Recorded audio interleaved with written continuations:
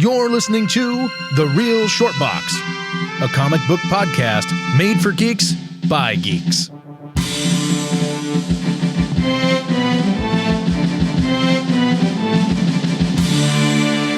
Hello, everybody. Thank you for tuning in and listening. We are the Real Short Box. My name is Donald. I'm here with the ever stable Kevin, the ever unstable Chris, and the not quite stable Tracy. Thanks for joining, Tracy. You're welcome. Good to... Wow. Wow. Yeah. Wow is right. She's like, I'm going to murder you. And she is. When she sees you on Wednesday, she's going to kill you. Yeah. I'm gonna help her. Poison in the food. You're in another state. You can't help anybody, Chris. You're all alone over there. Hey, there's airplanes. In the woods. There's airplanes and there's mail. And there's trains. Oh my God. Are you threatening him Unabomber style, sir? Oh, Uh-oh. I didn't No, catch that. Anthrax. That's a band. Oh, wow. He's threatening to have them play. I don't mind it so much, you know. But wow, what are we? Okay, so I think we're talking about like death of comics. We're talking about dead comics, right? We're talking about the industry and like how sad it's been lately. And as somebody that's an avid comic book fan, several of us that are avid comic book fans, and 3 out of the 4 of us being affiliated with shops in the industry, we have noticed sales difference. We have noticed the mentality shift in the sense, like pre-pandemic, we were on a gravy train with biscuit wheels. Marvel was clicking along. The films were still doing well. The quality was still there. People were enjoying it. DC was still clunking along, trying, and we're like, we'll let you try one more time, DC. One more time. And we just felt different about the community of comic books. And then the pandemic happened. And I think what happened with the pandemic, and correct me if I'm wrong here, but we got a lot of speculators with money. Oh, yes. Like they had a lot of time on their hands. They were working from home, if working at all. Got the pandemic money from the government. They got those stimulus checks. There's fat stimulus checks that came in that they didn't realize they had to pay back on their taxes. And they had nothing to do. So what happened? And for example, We Can Be Heroes in Chatsworth, California, they had just opened at the onset of the pandemic. Basically, the pandemic happened about 3 or 4 months after that shop had opened. So they had to quickly pivot into an online environment to where they could sell books online on like Instagram and things like that in order to survive. Yeah. And it became a very friendly showmanship kind of environment where everybody had their different quirks and their different personalities, and you chose what personality you liked and at the prices you liked them selling it. And that's what you stuck with. And occasionally there would be more than one. Some people would have, they were whores. They'd have like 7 or 8, people like that they would watch and buy from and stuff. And there's nothing wrong with that. If the variety's there and the showmanship is there, and that's what they enjoyed doing. But I feel like after the pandemic, I don't think people knew what to do. And those that had invested and speculated suddenly felt cheated or felt that there was no real investment point or purpose to it any longer, and they gave up. And I feel that's what we're seeing. We're seeing a lot of people giving up, and we're thinking that it's possible that the comic book community could be shrinking, wherein it could also just be that there's just a lot of people, there's a mass exodus due to the influx that we had during the pandemic. What are your guys' thoughts on this? Yeah, I mean, I think that a lot of it, because I just started actually collecting comics in 2021. So it was after all of this kind of happened, but it was at the tail end of the big boom.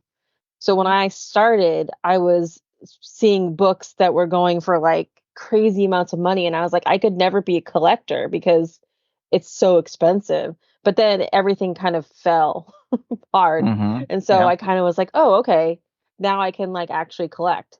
which is what I started doing. But I feel as though, yeah, it was the fluctuation in price that all of a sudden people are like, I don't want to do it anymore, and there's not enough, like you said, there's not enough profit in it for people to keep doing it. And then now it's just still left with people that actually read comic books.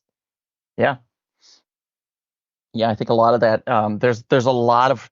Thankfully, there's still a lot of readers, but I feel like that's even like they're not. I don't think they're adding in the fact that people are reading digitally because it's so easy via dubious means to acquire a digital print of something like a comic or a book, a novel, anything like that. Somebody could have even just scanned the pages and put it up, and then people can just read it for free. So it makes it much easier, even so, more so than film, to pirate and to display. And I think that hurts the community. But I also understand that you're reading a 20 to 24 page comic book. You don't want to spend $5, $6, sometimes even $7, depending on the company. You go to gasoline. Yes, you don't want to spend that much, particularly if it mixes in with the economy. Yeah. I mean, I use digital, but I buy them for one reason, because I can blow up the picture and I can see it better and read it better. Because sometimes it has really small text and I can't read it unless I do this. So if I'm going to buy a comic right in front of your face, yeah.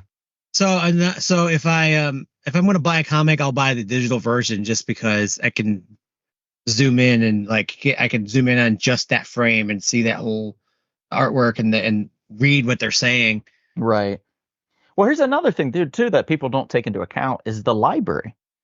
The library, there's actually apps that you can use that's connected to the library where you can rent comic books. You can rent graphic novels. And I've done this many, many, many times. In fact, Chris, on our trip to Thailand, I was reading Darth Vader. I was reading the Vader Down story on my tablet while we were hanging out by the pool and having watermelon smoothies. I'm over there reading Vader in comic book form because in a particular way, this app in particular, and you're talking about the zooming thing, and they created this technology to allow each panel to kind of shift. So it would move from left to right, or it would come in from the bottom and push the other panel out of the way. It became its own action sequence by watching it move from one panel to the next. It became dynamic. It became interesting. And that to me is when digital, I saw the idea, the true identity of digital, what they really wanted to do with it. And I said, oh shit, this is good. And I don't blame people for reading it that way. It's just when you can get things for free, you don't oftentimes feel, and if you're a reader, you don't oftentimes feel it's necessary to collect. You need that sweet spot of a collector and a reader. You need the ones that want the book because of the story, but they want the book because it's a collectible, because of the cover, or because of the artist or the writer, or whatever the premise of it appeals to you. We're seeing a lot of hype on some small indie books now because of that reason, because there's a story behind it, but also the artwork's unique. And, it's from a different company that doesn't produce a lot of books. So you get small print runs, which I think we've run into now for the past at least 4 or 5 years. We've run into these smaller print runs that have shrunk significantly. So, even for example, Ultimate Fallout didn't have the hugest run, the print run when you're comparing it to a book that came out like an Image book in the 90s.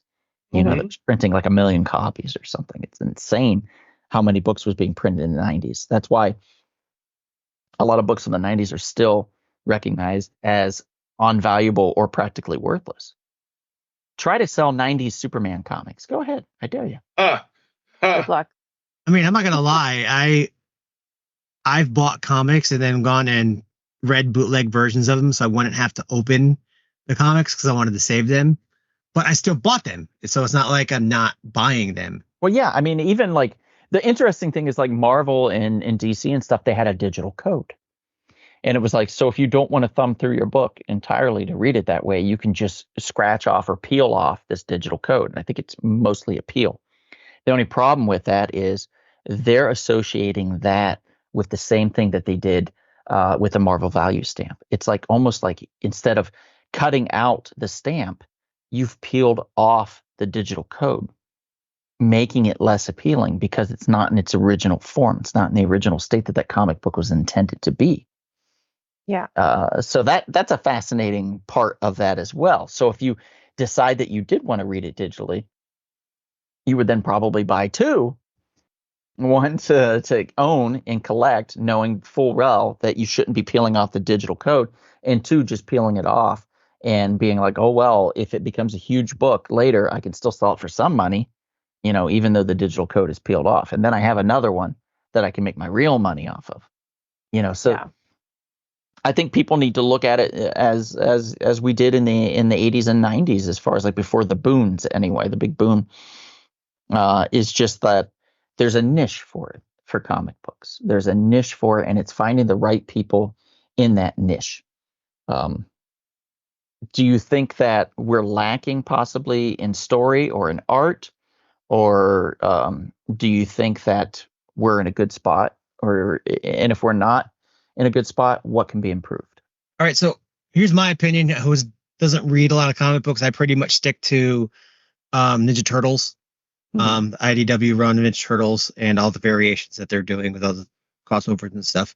But I tried getting into the new X-Men series, and that's the issue: is that you have to read 1,000 different series to follow the story. Yeah, and I know they're doing it just to sell all these different all these different comics. So you're like, oh, I don't know what's going to happen next, so I have to go buy this one. I got to buy this one, and you're buying 5 or 6 a week just so you can follow the story. And I think that's the issue. It's that you have all these interconnecting. They're taking the Marvel verse and all these different universes together, putting them together too much.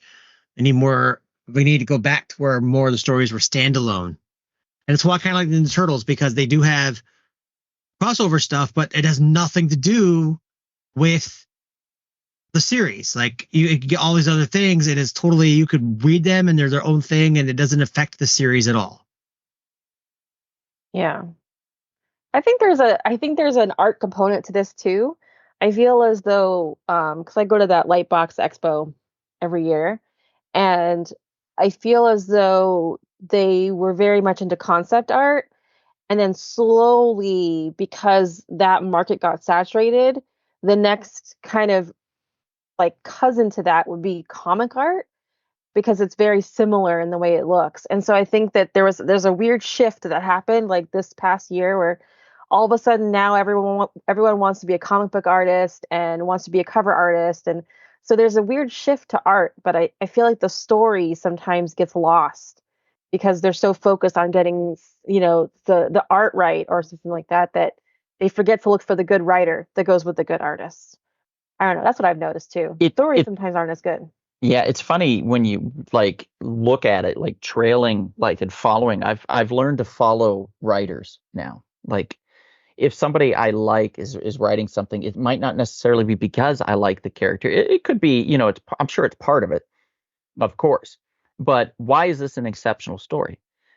Because of the writer. And say what you want about his personal life or some of his work and stuff, but I think Geoff Johns, in the last probably 20 years, 15, 20 years, has written some of the best stuff overall. And I think for DC in general, him and I think Mark Waid really still is extremely solid. But if you want something dynamic and truly spectacular, I think Geoff Johns is still the way to go.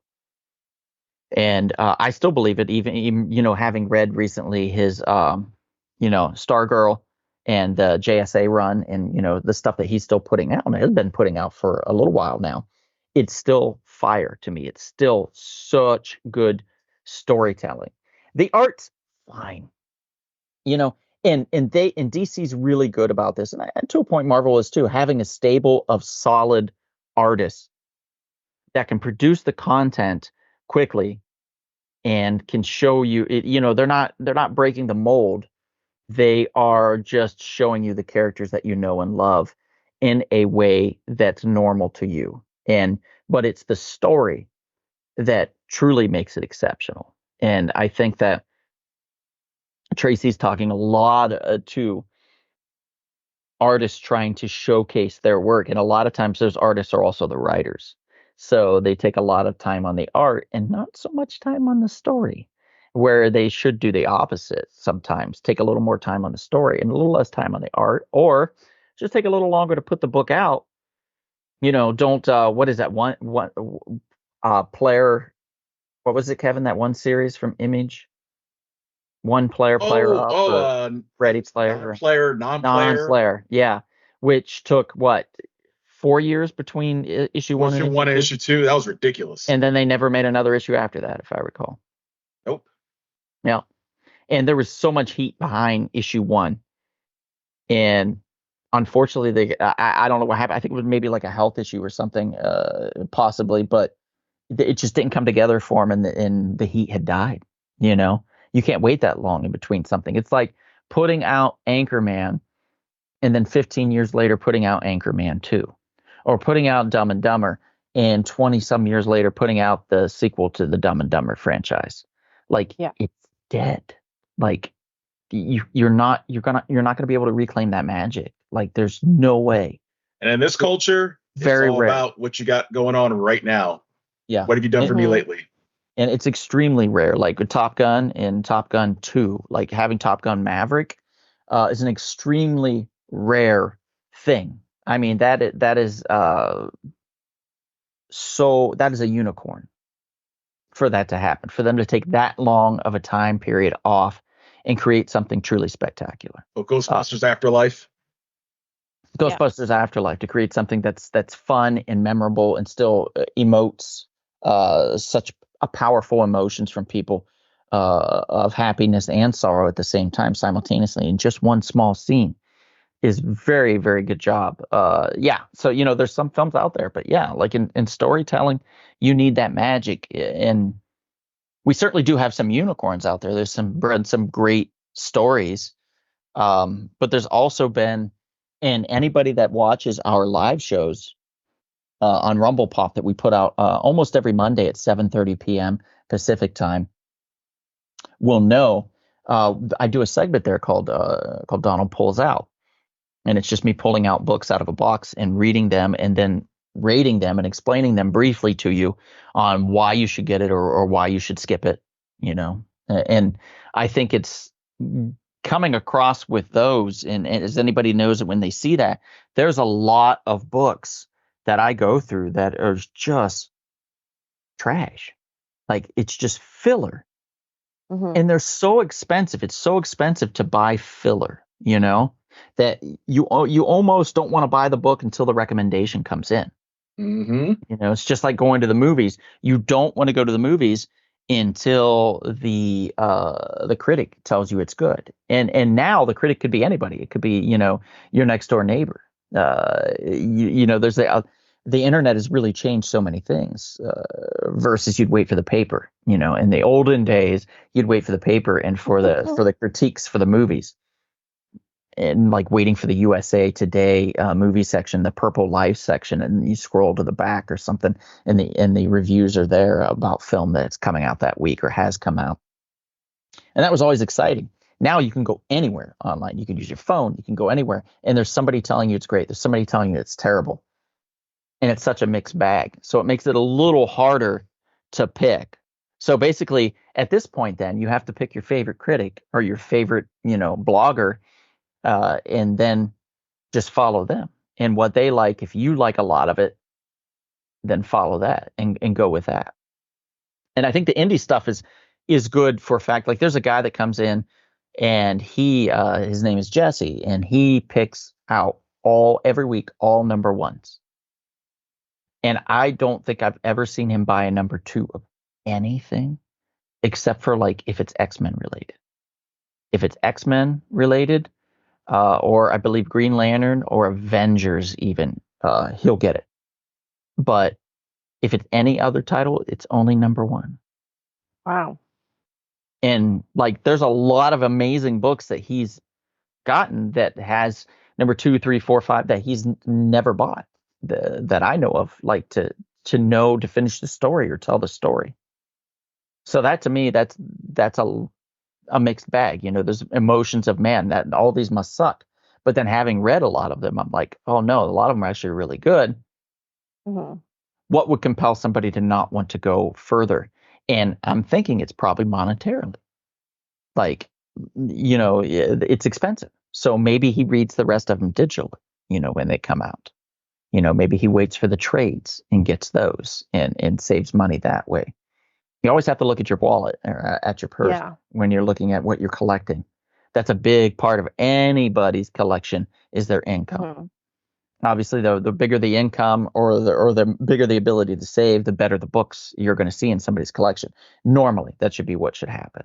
And then, like the lower the income, the more smaller but niche collections you see. And sometimes those collections can be really cool too. It's Mhm. true. You can get some really great books for super cheap still to this day. And in fact, I believe it's Spiro's Heroes has is it a dollar book section? Yeah, dollar book section. Yeah, they got a dollar book section. So you can go in there and at any point in time, go through a box and grab a book for $1. And if it's a number 1 and they have 1 through 5, $5. And you have 5 issues versus getting one book that has just come out for $5. So you have to look at Yeah. that too. Where's the value? You can go to flea markets and things like that and get books too. And a lot of people do. So with the market being the way it is, what do you guys think? What do you think could help kind of not necessarily stabilize it, but give an influx to it of meaning, of popularity, of hype behind it? What do you think needs to happen?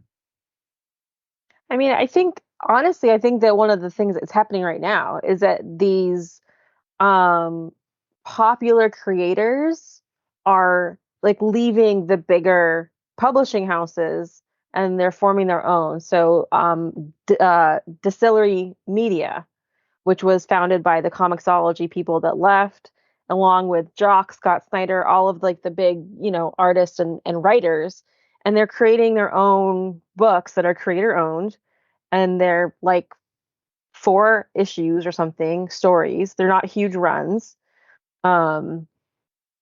And I think that they're really focusing on quality. So I feel like the more that people focus on the quality of the book, and like Chris was kind of saying, like not having to buy 20 issues to get the story, 4 Mhm. issues is the whole story. I think that that might be part of what could help.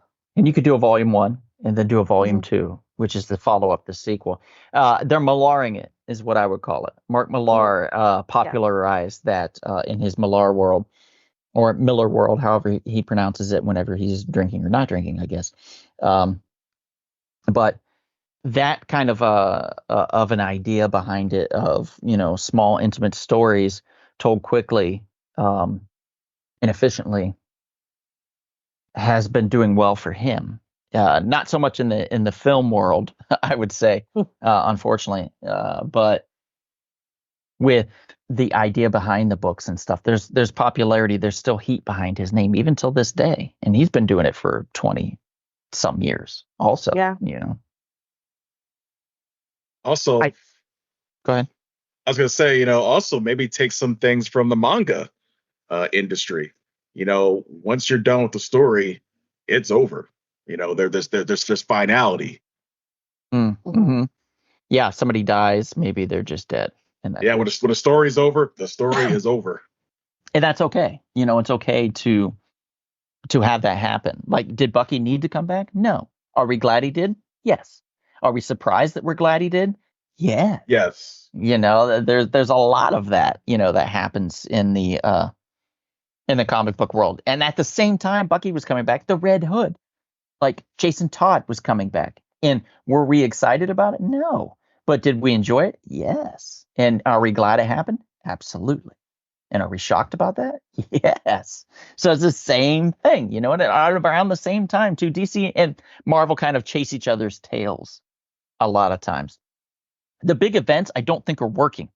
And I don't think the big events are working, like what did we have? We had Night Terrors. Night Terrors. Oh my.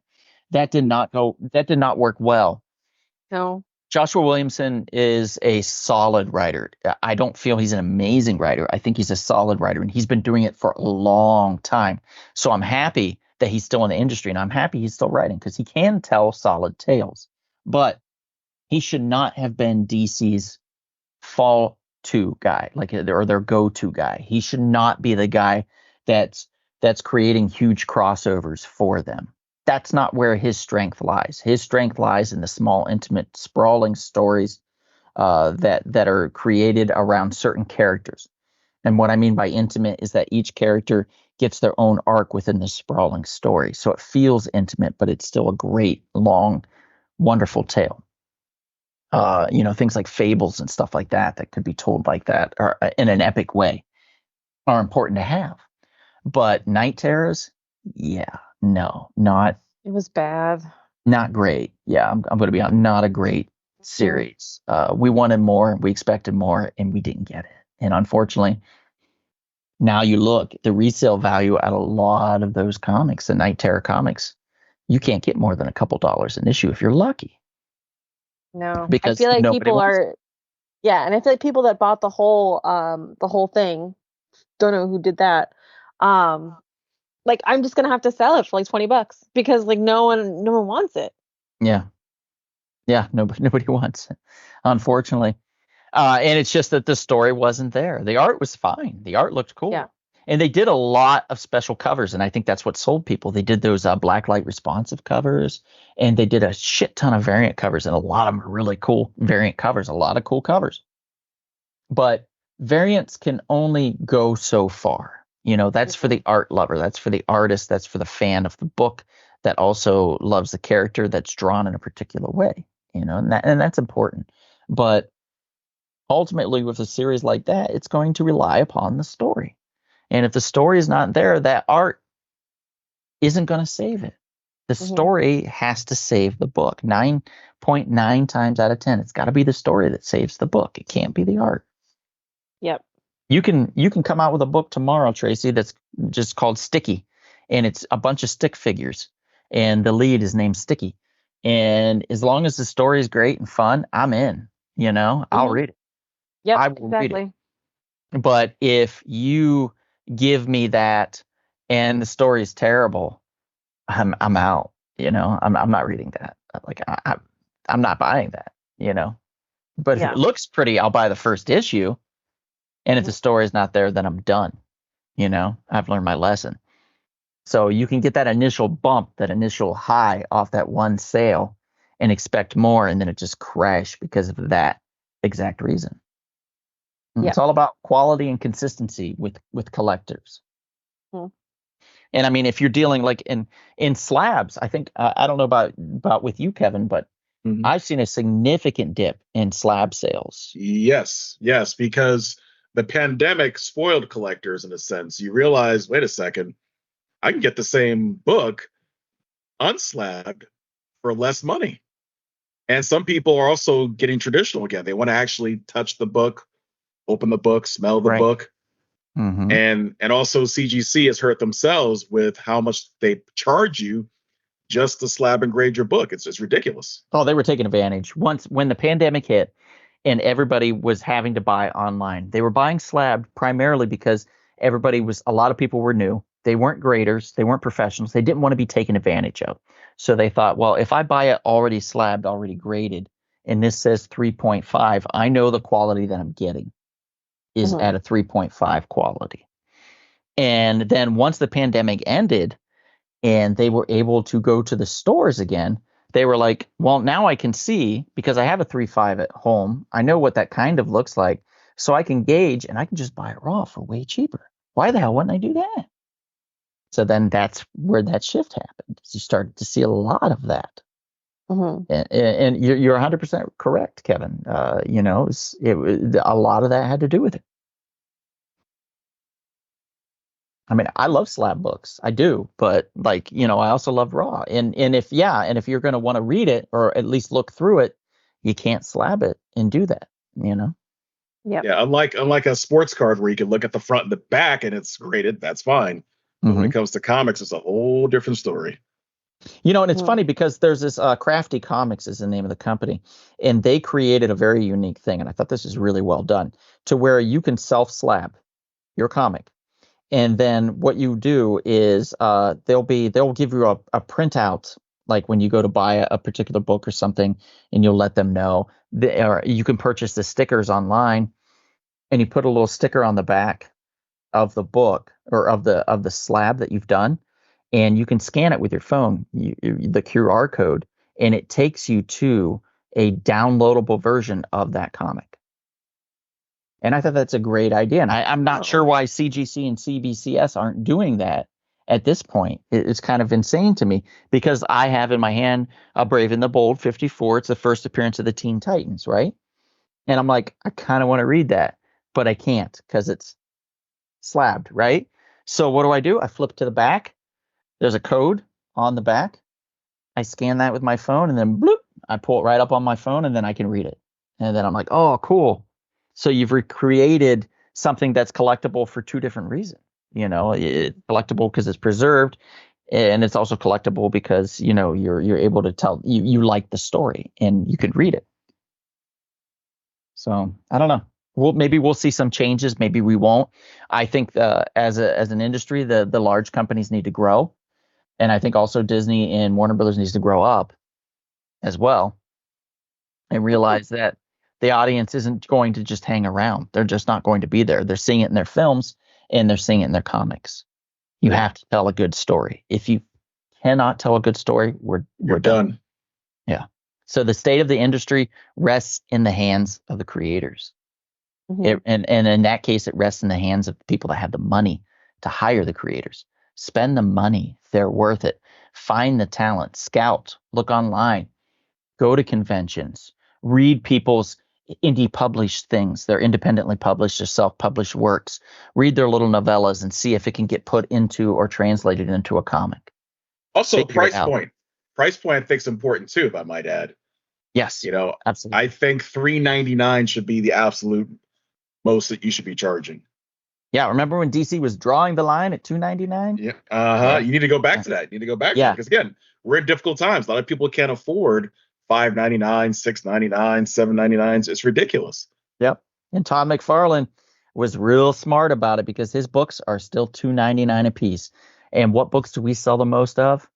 Spawn, Scorch, Gunslinger, King Spawn, all that universe, because people are saying it's self-contained and they're still only $3 a piece. So if I need to read the next one of the other one or that one, it's still way cheaper than trying to, like Chris was saying, read an X-Men series. So yeah, absolutely. That price point is a big part of it. Anything else anybody wants to mention quickly before we wrap this up? Yeah, I think part of the problem is TikTok culture, and that more people are losing less. They're getting less. Like they pay attention a lot less. Like they have a 3-minute attention span. Oh yes. Or 10, 30, or 3 or 10 second, however long TikToks are. Chris, I'm sorry. Can you repeat what you just said? I wasn't listening. I said that people have. I'm kidding. I thought my microphone was muted for a second there. Oh yeah. No. And also because of that, the kids are forgetting how to read. And yep, exactly. And they're being big trained. Issue. So if there was a way for the comic book world to combat that, so do the comic books, but then do audio book for the text or something. I don't know. They did try that for Marvel. I believe was a big proponent of this. They tried to put out the digital comic book where it was like they tried to make each page like action-y. So like the characters would kind of move on the page a little bit, but it wasn't full animation. And then they would tell the story along with it. And it just looked weird and didn't work. That's weird. Yeah. I think the best thing we have right now, Chris, is that what I was reading when we were in Thailand was the apps that take the page and they show you the scenes of each page and they move it into your peripheral, right into your viewing center. And it creates that action, that dynamic. I think maybe having Warner Brothers in Disney and a few others invest in education and going around and showing these and handing them out. They're giving the app away for free to kids, on their tablets and stuff, so they can view this and doing a book report on a comic book. There's nothing wrong with that. Well, I know I use that when I teach Shakespeare. I have graphic novel versions of the Shakespeare plays so that the kids can have more of a visual aid to help them get through it, to understand it and stuff. So I totally get that. What's the name of this app that you're talking about? Do you remember? Well, okay, so I was using it and then I stopped and then I went to go use it again and they were like, "Oh, well, we're changing. This app is shutting down and we're going to pivot to a different app." I don't remember what the new one was, but the older one was Overdrive. And I used that in combination with the LA Public Library. So all you'd have to do is just like Google what the new Overdrive name is, and then you can download that on your phone or on your tablet or even I think on your desktop. But I think it's a good point that Chris made, and I think education is a good part of that. So I hope that you guys listening feel somewhat more educated than you did prior, and if you have any pieces of wisdom to educate us with, we would love to hear it. So please respond back in the comments. Reach out to us on our social medias. We have Twitter, we have Instagram, we have Facebook. You can reach us on any of those platforms. You can email us if you want. And you can find us, even our webpage under the production banner, Rumble Spoon Productions, rumblespoon.com. You can go right there and find us. I want to thank you again for Chris, Kevin, and Tracy for being on. And I want to thank you, the audience, for being a part of this. We really appreciate you all. And if we don't see you out and about anytime soon, perhaps we'll see you at the unique, insightful, but always informative Comic Book Shop. This has been The Real Short Box. We'll see you at the comic shop. Thanks for listening.